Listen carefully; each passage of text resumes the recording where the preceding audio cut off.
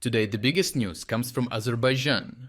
Here the government has arrested Wagner fighters who fought for Russia in Ukraine, directly targeting the Kremlin's most dangerous organization.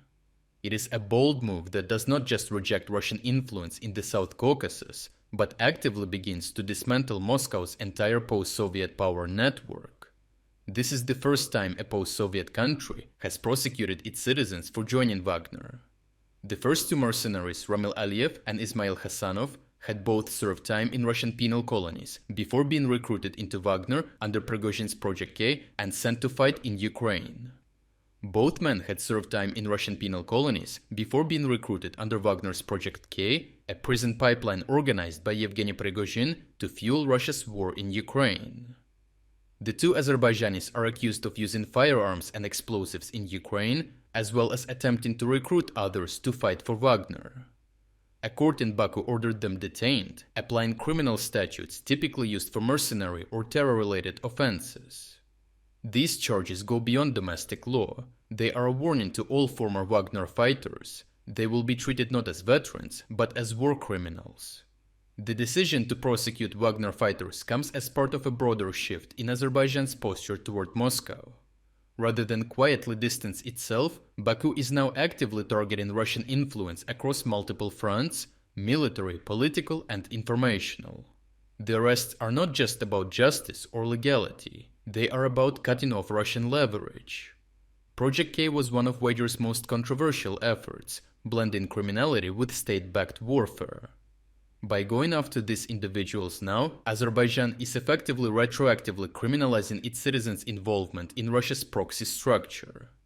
This legal offensive follows Baku's decision to label Sputnik Azerbaijan a Russian intelligence front, accusing its staff of running information warfare campaigns and building pro-Kremlin influence networks inside the country. While that episode focused on soft power, the Wagner arrests are something different. They mark the beginning of hard legal action against Russian hybrid operatives on Azerbaijani soil.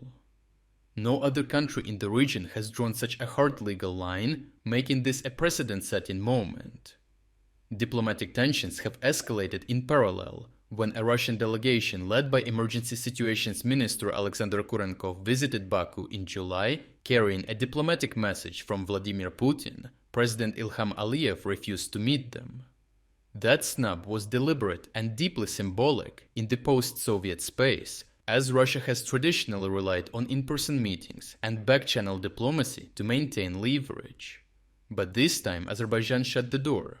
The refusal to receive Putin's envoy suggests that Baku no longer sees Russian diplomacy as useful or necessary.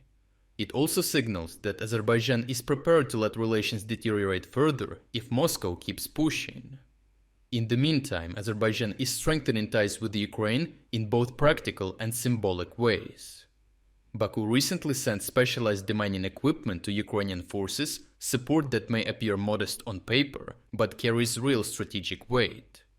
It directly contributes to Ukraine's ability to clear liberated areas, protect civilians, and prepare for counteroffensive operations. Azerbaijan is openly siding with Ukraine on key security issues, while simultaneously targeting Russia's covert networks at home, and it is doing so without Western prompting, showing that Russia's isolation is becoming self-reinforcing. Behind all of this lies a deeper shift. Azerbaijan is no longer trying to balance between East and West. It is picking sides and doing so with surgical precision.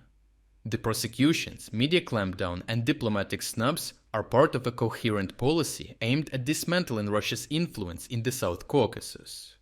For Moscow, this is not just a diplomatic headache, it is a strategic defeat. Its once loyal partner is now helping Ukraine, rejecting back-channel envoys, and arresting Wagner fighters as criminals. Overall, the crackdown on Wagner is not just a domestic legal move, it reshapes the regional landscape. By treating Russian mercenaries as criminals rather than veterans, Baku is signaling to the rest of the post-Soviet world that the old rules of Russian dominance no longer apply. Russia's soft and hard power tools are being dismantled from within, and Azerbaijan is leading the way. If you are against the invasion of Ukraine and you want to support the work that I am doing, consider subscribing to our own independent news website. Here you can find our exclusive strategic insights, comprehensive overviews of all fronts, and regular tactical analysis videos. By subscribing, you will not only show your support for this channel, but also help and defend independent journalism. The link to our website is in the description. Thank you for watching this report, and I appreciate everyone who stepped up to join us.